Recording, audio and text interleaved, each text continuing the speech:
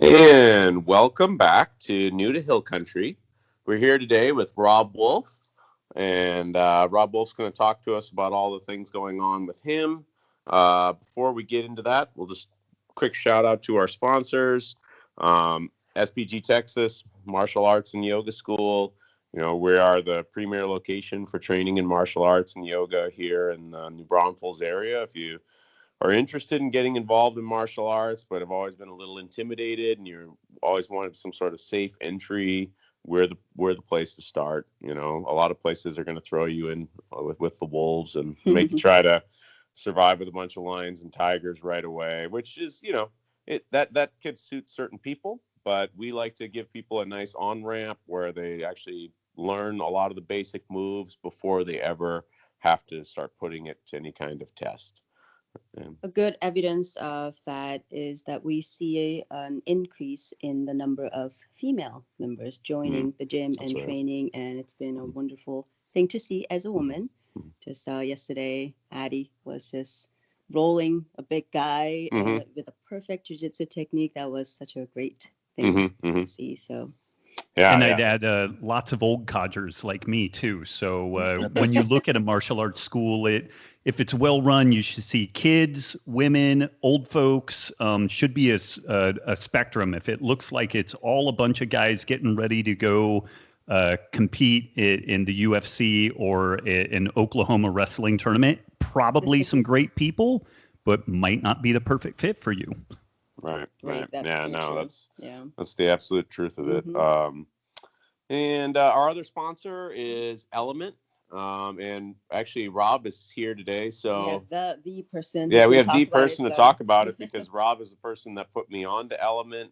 I've talked about that on previous episodes, but Robb and I met in Costa Rica and he brought boxes of Element with him. And forgive me if I'm not correct here, Robb. That was like the launch of Element at that time, wasn't it? It was close to the launch. Like we had been rolling for a bit, but that was super, super early in the company's history. We had launched in January of that year, and then I believe that was March. So I mean, we were only up and running for 2 months, basically. Yeah, it was February, so it would have been. February. Okay, so even closer. Yeah. Yeah. But I remember just like you came down, you gave everybody boxes and was all like, "Oh, what's this? What's this?" And like, it's salty. That's what everybody said. It's really salty. Yeah, it's salty. But yeah, made a huge difference in Costa Rica with that 800-degree weather and just sweating like crazy. But, yeah. So tell us a little more about the background and what's great about Elements. Oh gosh, I've eaten kind of a low carb diet for 22 years. I'm not religious about it, but I just find that I operate definitely best in that kind of lower carb range, and historically have felt generally good. Definitely my cognition is better, like my just thinking and being kind of quick on my feet in that regard. But just as kind of a side note, my wife and I co-founded the first and fourth CrossFit affiliate gyms in the world. So we were very early in the CrossFit scene, and I noticed that, really intense glycolytic activity like CrossFit or like jiu-jitsu, I just didn't really have a lower gear when I followed my standard fueling, and I would tinker with like pre-workout carbs and post-workout carbs, and it was pretty lackluster in the way that it would work, and I had a lot of kind of side effects. Like I would get back into like the blood sugar highs and lows and whatnot. And then some good friends of mine who became my coaches. I think every coach needs a coach if you want to keep progressing in anything. Tyler and Luis, they're the founders of an online program called Keto Gains, and I showed them what I was doing with my diet and everything. And they said, I don't think you're getting enough electrolytes, specifically sodium. And then like most people have a tendency of doing, when a coach gives you good advice, you ignore it for at least a year, because surely you wouldn't listen to someone who has invested more time, energy, and skull sweat in a topic than you have. So of course you ignore them for a while. And then if they are a good coach, they're patient enough to wait you out until your idiocy causes sufficient suffering that you're like, okay, I'm ready to actually listen. And I finally listened. And when I really got my electrolytes on point, it just fixed everything. And granted, a low carb diet is not the right way to go for everybody, but man, it's a shockingly effective tool, even as kind of a reset. But I found that I could roll at a high work output and for hours at a time, and could do other, kind of high motor activities. And so these guys knew that this was a critical thing to get right. I became aware of how important it was to get electrolytes and sodium correct.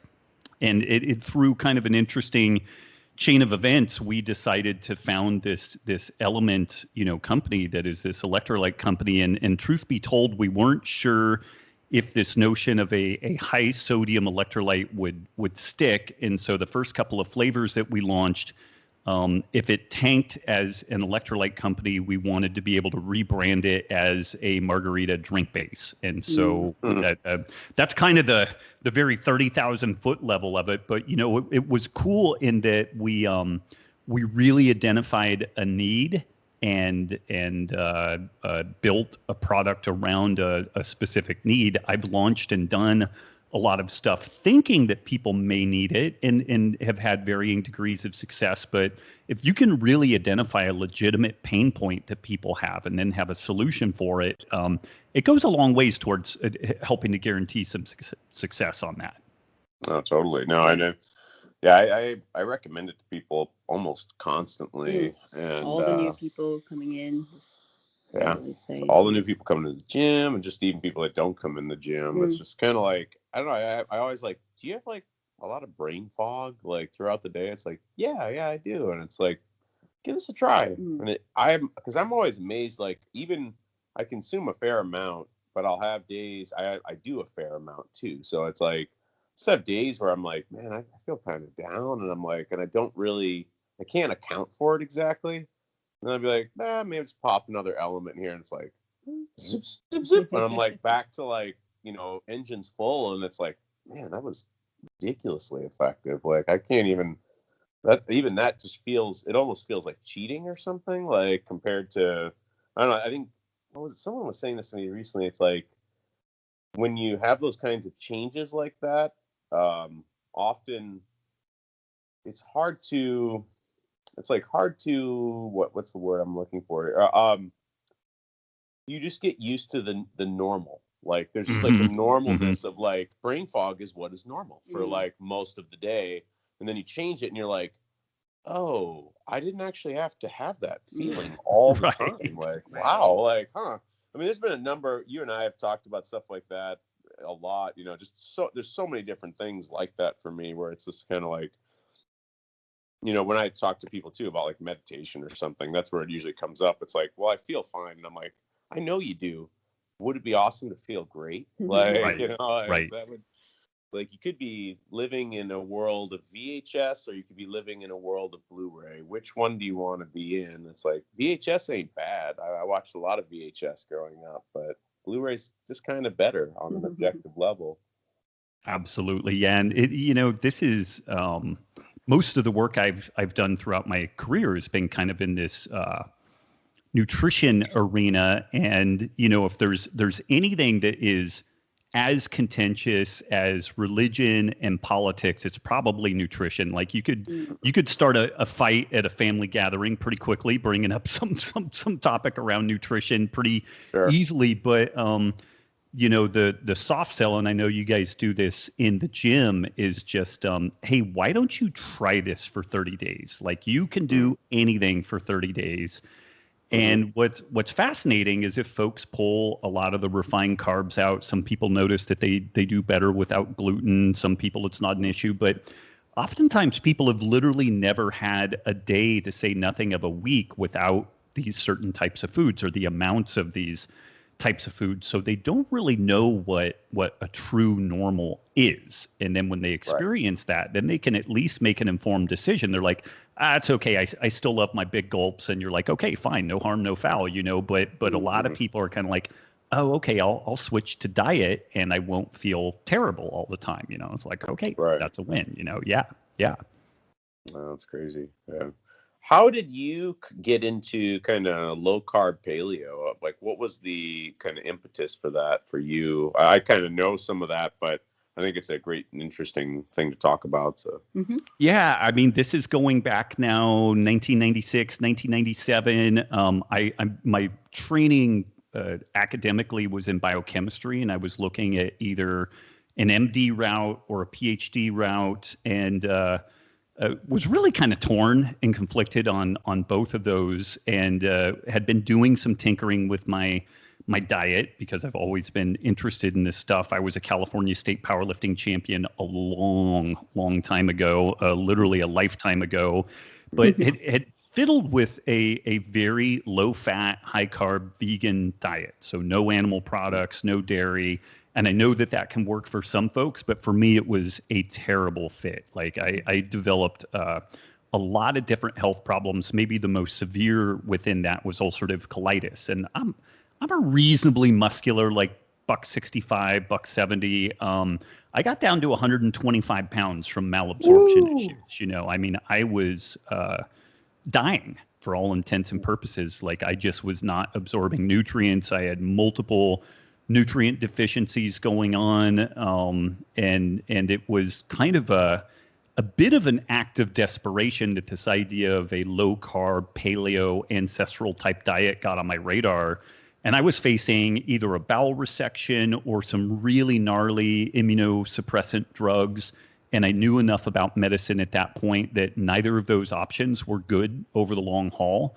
And so I gave this a shot. And for me, it was just literally life-saving. And the kind of cool thing about that is that where some people in the kind of health and fitness realm, they become known for abs or butts or skinny jeans or whatever. I'm kind of the poop guy. Like I'm kind of the digestion expert. And so I've really focused, although I'm fascinated by elite athletic performance and whatnot, my real passion is helping people specifically with autoimmune and gut issues to get healthier, because it can literally save their life.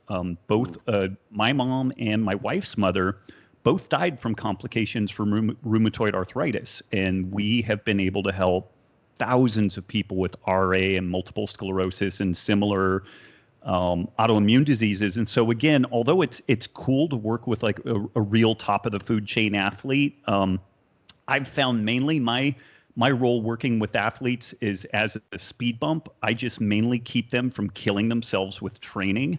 And I find that kind of uninteresting, but somebody tough enough to get into UFC or be an Olympic caliber athlete, like they don't need motivation. They don't need a cheerleader to get them off the couch. Like they really need somebody to like slow them down oftentimes and get them to do some meditation and restoration and stuff like that. But, somebody who is legitimately sick, that the mainstream medical circles have said, hey, this is it. You've got surgery or medication, and that's your option. Diet doesn't influence your digestive health, which I find fascinating. It would be like going to a dermatologist, and it's like, hey, doc, I was crawling around in a bunch of weeds. I don't know what any of them are, and I have this head-to-toe rash. Is there a relationship there? And the dermatologist would be like, yeah, idiot, of course there's a relationship there, But I would venture that probably most gastroenterologists and most physicians, because when they read the literature, different dietary changes haven't really influenced the outcome of,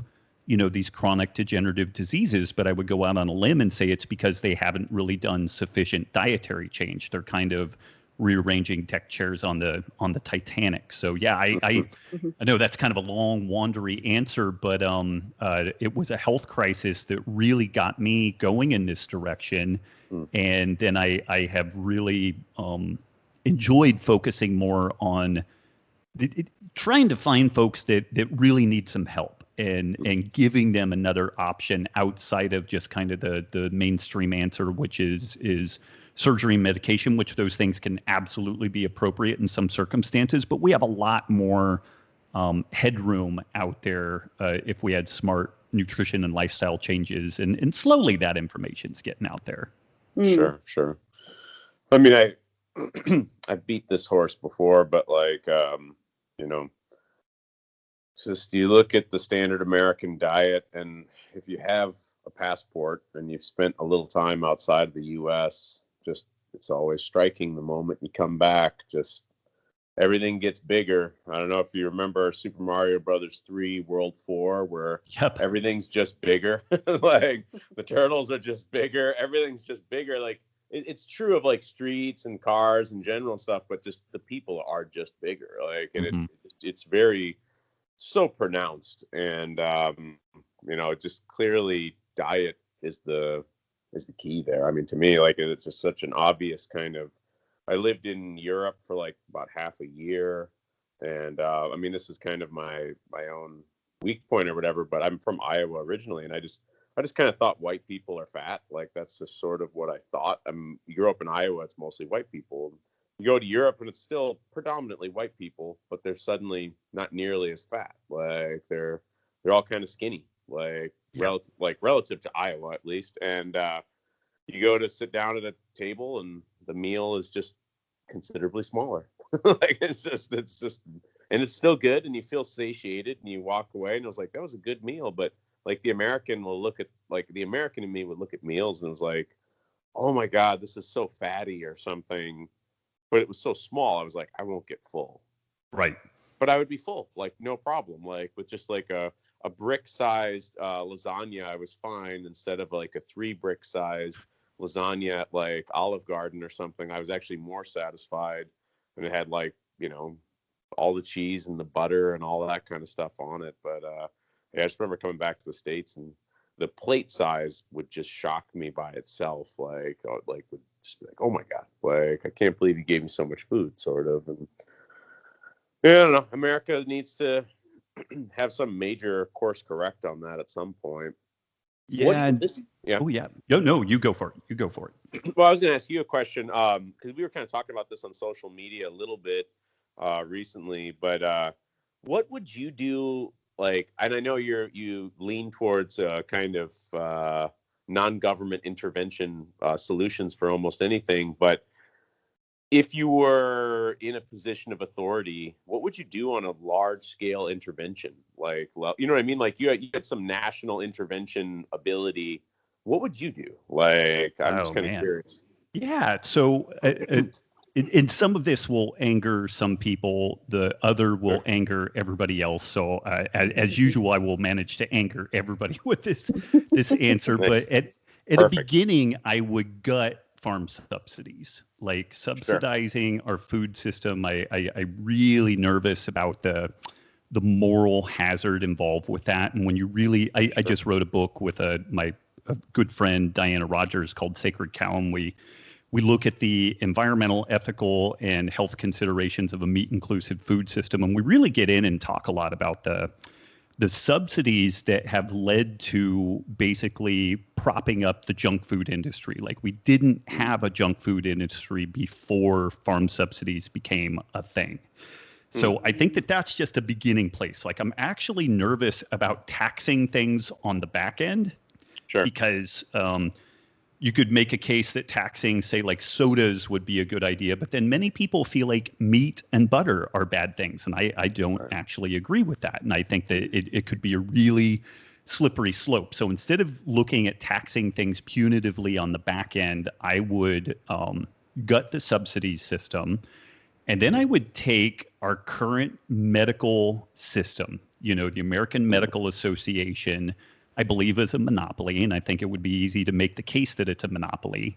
And I would take that and our insurance systems, and I would break it all up into about 10 different entities, and then I would have them all compete against each other. And then that way, all of the kind of BS that occurs around, like, you read one study one week that meat is good for you, and another study the next week that meat's going to give you cancer, that would sort all of this out immediately, because it would remarkably align the incentives for people to legitimately find what works. And what works is different kind of from person to person, but there is kind of a reality that a largely whole food based non-processed diet is going to win. And then I would rejigger things so that whether folks were relatively poor or wealthy, that they had some skin in their healthcare experience. In Singapore, they have an HSA, a health savings account based medical system, so that even if I and my family are reasonably poor, instead of just given kind of a carte blanche medical access, you're actually distributed money into an account that is yours. It is inheritable. Like if you die, that money can be passed on to your your children and what have you. But there's real buy-in. That is your money, and it is yours to do with as makes sense for your healthcare. And so you have to have some skin in the game with your healthcare experience. And then all of a sudden, when you start thinking about like, well, man, this bariatric surgery looks kind of interesting, but I'm going to have nothing left over for the rest of my healthcare, or this pharmaceutical or this thing or that thing. And then you start really the incentives for doing dietary change and healthcare modification and whatnot is really well aligned. And so I think that something like this, it ticks a lot of the different kind of like socio-political boxes. There is a safety net there. People aren't going to fall through and have absolutely no security in case that things go really bad for them. But it's also not set up in a way where this could turn into a multi-generational trap. So yeah, those are some of the big picture things that I would do. And there are examples of systems being run more like this. And really right at the very beginning, I would break up the American Medical Association again and have several different entities that have similar kind of certifying and credentialing power, but they are absolutely separate and they're absolutely competing against one another. And then over the course of 10, 15 years, best practices will really sort out what we need to do. And just as a real quick closer, this is very similar to what Bill Clinton did during welfare reform way back when. Instead of one federal level implementation in modifying welfare, he kicked it back to the states. All 50 states did a bunch of experiments. A lot of the experiments were an absolute disastrous failure, but a couple of them were really stand out and pretty good. And then those best practices got brought back up to kind of the federal level. So yeah, I am kind of that centrist, libertarian leaning person. I'm okay with some social, safety nets, but again, I don't want them to turn into multi-generational traps. And I think it's critical that folks have some skin in the game. Sure, makes all sense. Yeah, that was really interesting. Cool. Tell us a little bit about the Healthy Rebellion. Yeah, I was going to say, since that would be a great top-down program, but when it's not a feasible idea at this point, you can also go bottom up, like grassroots level. And I think that's what you're trying to do at the Healthy Rebellion level. So tell us more about that and how it's been helping folks there. Healthier. Yeah, it's a mainly an online community that what we're trying to do, backing up a little bit, 3 years ago, we noticed that our site traffic for my main website, we got up one day and the site traffic had reduced by like 97%. We just couldn't, we had no idea why. And as a consequence, our income had reduced by 97%. And so it was kind of a big deal. And about a week went by, and then a number of news articles came out, and Google had updated their algorithms such that a number of people in kind of the low carb ancestral health space had basically been shadow banned via Google. And we had spent over a decade building huge numbers of link backs and quality content and updating content so that we had a very robust presence on Google for organic traffic. And for reasons that I won't really get into because it's pretty speculative, but there is definitely a reality that a good number of people saw their traffic just curtailed massively.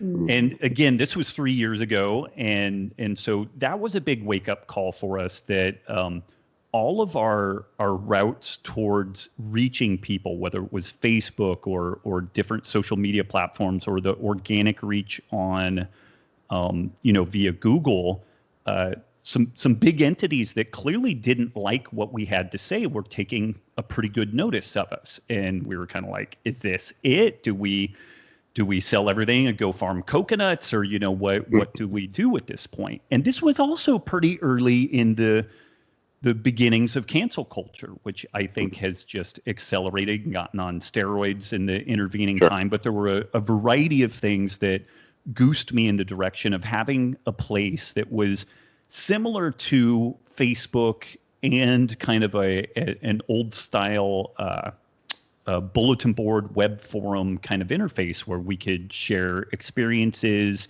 The Healthy Rebellion helps move people through these 3 or 4 times a year resets that include sleep, food, movement, and community interaction.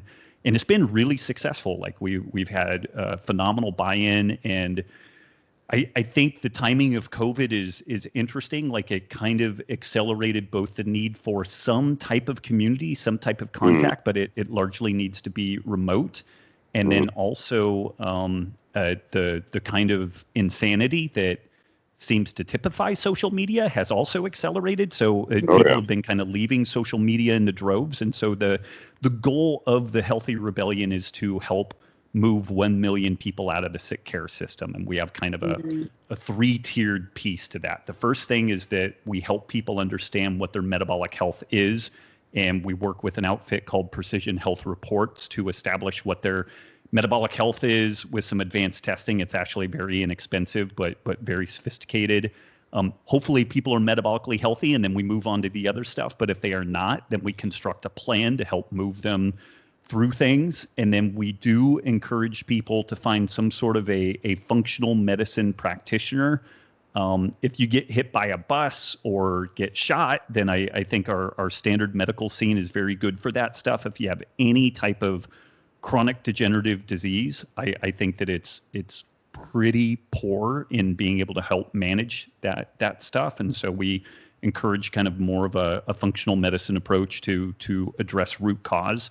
And then finally, this kind of actually loops back a little bit to, like if I could wave a magic wand and change healthcare, we strongly encourage people to explore things like health shares, which are pretty common within different religious communities, and then also MediShares, because these outfits tend to incentivize things in a way that people really do have skin in the game of their healthcare experience. So there isn't this notion that like everything's going to be a copay, everything's going to be, a free doctor visit. Like you actually, it's kind of like getting maintenance on your car. Like everything costs something, but it shouldn't cost so much that it absolutely bankrupts you.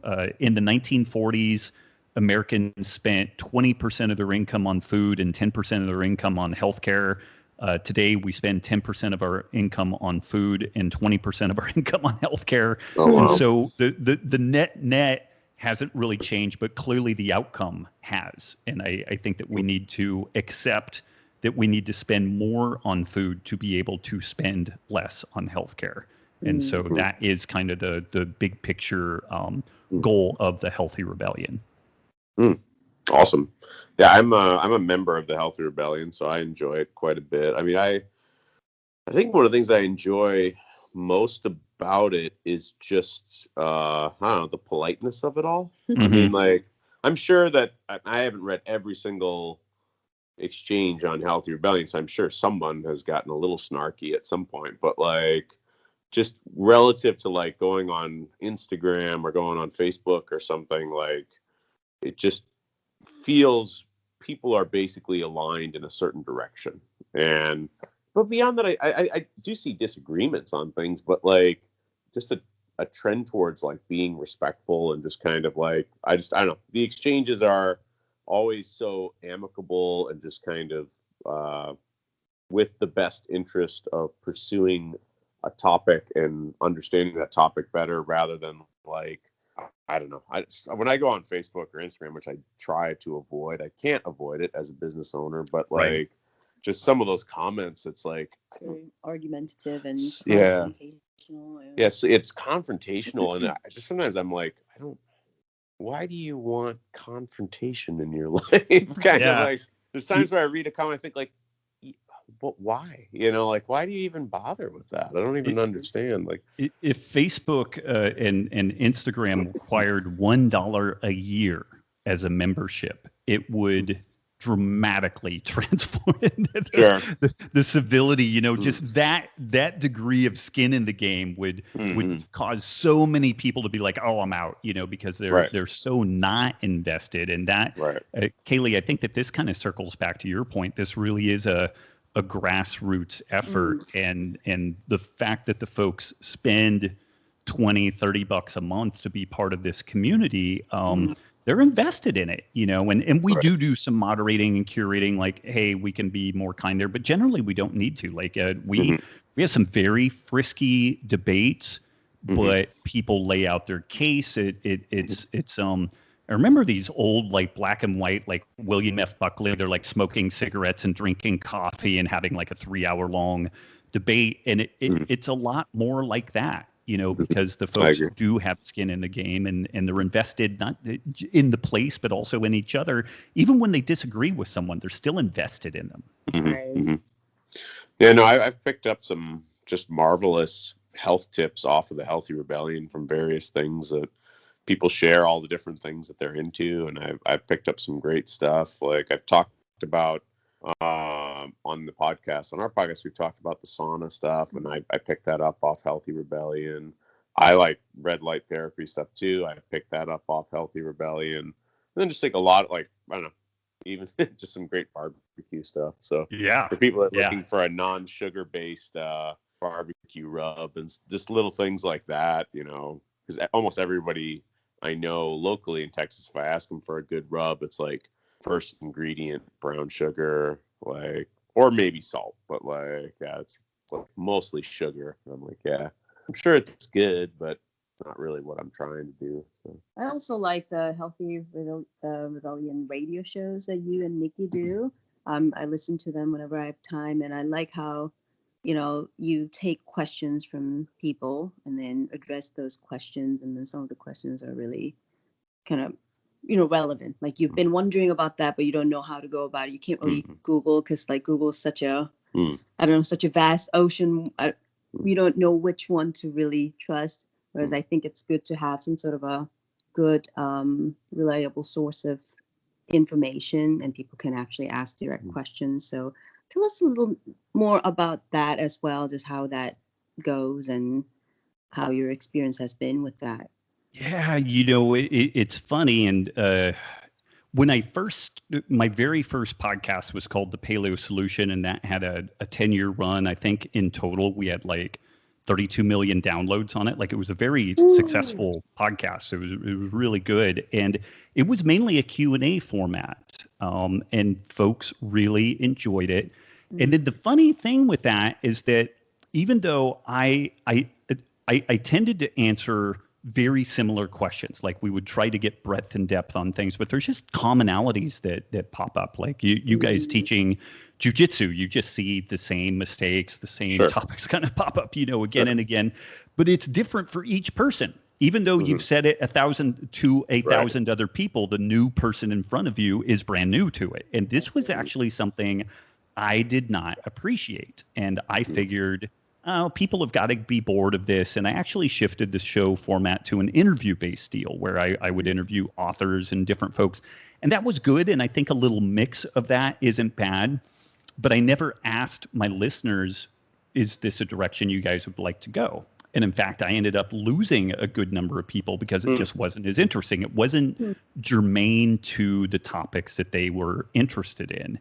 And so, you know, in actually chatting with people and, you know, asking them, what do you want? People were like, I really wish you would bring back the Q&A from the old Paleo Solution days. And so we did that. Maybe one show in 10 is some type of an interview now, but it's really targeted. Usually it's a researcher either in, you know, biomedicine or maybe regenerative agriculture or something like that.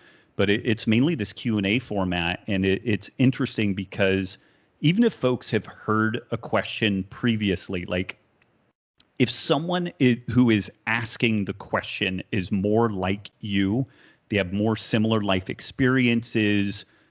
If you're female and you've heard the question answered from, you know, pertaining to a male, it may kind of click, but not 100%. Then you hear a similar question addressed to a female. It's like, oh, this totally clicks. So I think it's interesting for me and really cool in that having this pretty big listener base, they get exposure to everything. I mean, every new topic. And so it's kind of almost like a news aggregator for me in that somebody will put in a new question. I'm like, wow, I've never heard of that. And then I can get in and do a couple of days or even weeks of research on the topic and get up to speed on it. And then maybe have a half decent chance at providing some context. Like, we're not providing medical advice, but I will help explain, okay, here's this new technology, say like DNA sequencing to address your specific athletic needs.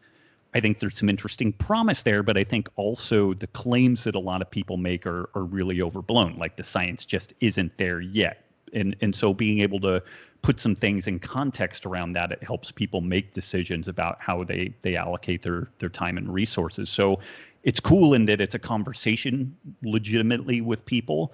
And then also it is the place that I continue to learn the most, because you have a couple of 100,000 people out looking around at everything in the health and wellness, regenerative ag space, and then they shoot in these questions. And so if there's anything new or kind of a different take or angle on stuff, then I get to kind of dig in and hash that stuff out and hopefully provide some good value around that.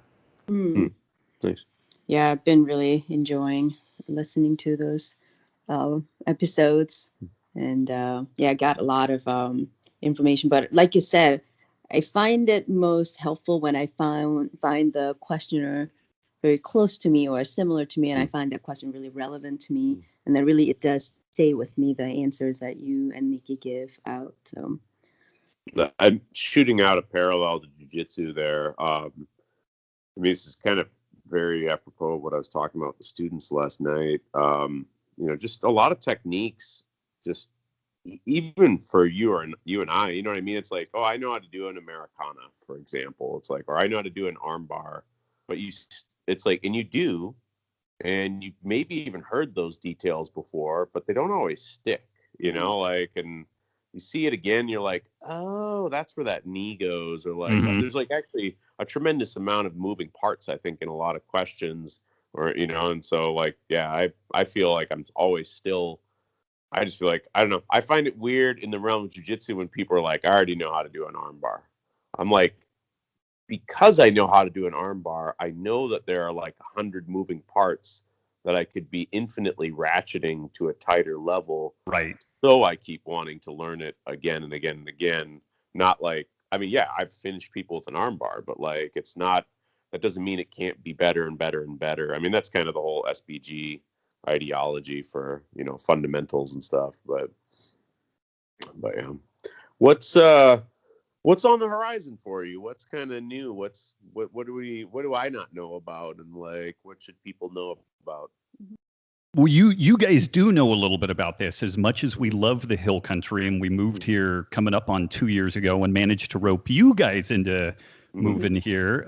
The way that COVID has changed the world, we were kind of feeling like we were too far away from our family, and so we are going to be moving to the Montana area, which fortunately there are some other straight blast gyms up in that area, but we're going to be moving early March. But it's interesting because the sense that I had about coming to the Texas Hill Country, maybe kind of New Braunfels in particular, was just that it was this really fascinating mix of some long-standing, deep culture and tradition. And I was one of the people that moved here not to change the culture, but for the culture. Like, I wanted the family values, nuclear family, ethical treatment of the people that we share our community with and everything. And that has been I've found it to be a truth and is one of the, kind of crown jewels of being in an area like this. We met amazing people that we're going to have lifelong friendships with, and to do that in 2 years, and during half of that 2-year time being during a pandemic when although Texas was much more open than many states were, like our movement and our activities were dramatically curtailed compared to what it was before that. But it really speaks amazingly to this area and all the opportunities that are right at our fingertips here. So it's a very bittersweet kind of thing. Like when we moved into this house here, we were like, okay, this is our forever house, or at least until the kids are out of school and all that stuff. And then as the pandemic wore on and whatnot, and kind of looking at the fact that we have been really unable to see other family, and some of the draw that I had for being here was the ability to travel. And being halfway between San Antonio and Austin, I had two amazing airports to pull from, and a big chunk of my life previously was doing speaking gigs all over the world, and I just don't really know if that's ever going to spin up again. And so for a variety of reasons, but mainly the family piece and kind of the way that COVID has kind of altered the world, we are moving to Montana soon. But above and beyond that, we're just kind of head down trying to help as many people as we can within this healthy rebellion world. We are getting some really great traction with Element. We are the hydration sponsor for Team USA Olympic weightlifting. We're now in just a host of different professional sports, NBA, NHL, Major League Baseball, lots of college teams. And so we're getting some really good buy-in there. Great buy-in within the military, particularly the special operations communities. So I feel like we're providing just some amazing benefit and value to the folks in these, a lot of these frontline worker folks. So we're just hammer and tongs trying to move all of that forward. And hopefully I'm going to continue motoring along in jiu-jitsu. That is kind of the thing that brought all of us together, kind of the central thing. So looking forward to motoring forward on that. I mean, as sad as we are to see you go, because we love the Wolf family, I think it's great that you guys are moving to Montana, because they have like awesome SPG gyms, and that's where we learn all this great, things, great knowledge. And Travis Davison and Kisa Davison, they are the heart of our kids program, Growing Gorillas program, and just the whole SPG system that's been just nothing but wonderful. So I think you're in good hands. I'm excited for you to have continue your jiu-jitsu journey there with great people there. So well, thank you. And I just have to sing y'all's praises real quick, because Nikki and I did found the first and fourth CrossFit affiliate gyms in the world. And the way that CrossFit was set up, it not only did not provide business structure for people investing their lives in the CrossFit brand, it was pretty openly antagonistic towards people trying to organize and systematize business systems. Like we kind of got on the bad side of CrossFit HQ for a number of years, just trying to help people better run their businesses. And, the first 5 years in business, it was a disaster. It was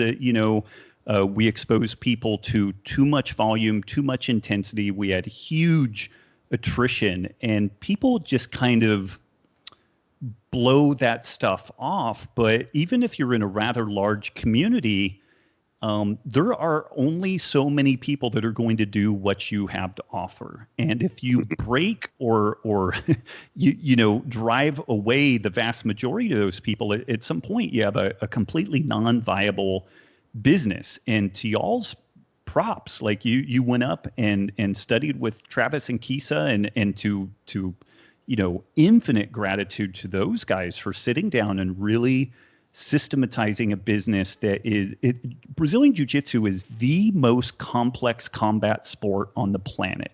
And they've systematized it in a way, the business side of this stuff, to say nothing of the way that the general curriculum flows out, that it is accessible to children and the elderly and women and the disabled. I mean, anybody can do it, particularly under this kind of straight blast model. And I know at various points, when you guys were making decisions, this is the advice I've had. I don't know if I want to do it. And you guys really dug in and stuck to the advice that was given to you.